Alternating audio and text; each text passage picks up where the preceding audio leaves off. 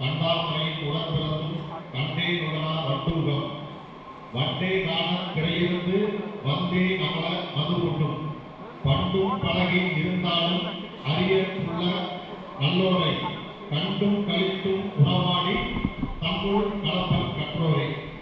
நீங்க இதுக்கு அருமையான வளர்ந்த ஒரு உயர்ந்த விளக்கம் சொல்ல, அதாவது தாமரை பூவுலேயே தவளை வாழ்ந்துட்டு இருக்கணும். ஆனா அந்த தாமரை பூவில் இருக்கிற தேனை வந்து அந்த தவளைக்கு வந்து நீங்க தெரியாது. ஆனா தவளை வந்து சுத்திட்டே இருக்கு. அதை வந்து எங்கேயோ இருக்கிற ஒரு பண்டு வந்து அந்த தேனை வந்து முடிச்சுட்டு போகுது.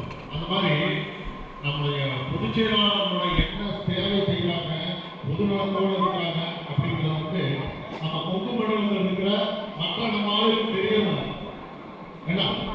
ஏன்னா ஒரு எம்பினா இப்படிதான் இருக்கணும், ஒரு எம்எல்ஏனா இப்படிதான் இருக்கணும் அப்படின்னு ஒரு குறிக்கோளோட ஒரு இயக்கத்தை ஆரம்பிச்சு இன்னைக்கு வரை சமுதாயத்துக்கு இன்னைக்கு அந்த பொதுச் செயலாளர் என்ன கேட்கிறாங்களோ, ஒரு பாலம் வேணுமா அறிவிக்கிறாங்க, நதிநீர் இணைப்பு வேணுமா முதலமைச்சர் அறிவிக்கிறாங்க சட்டசபையில்.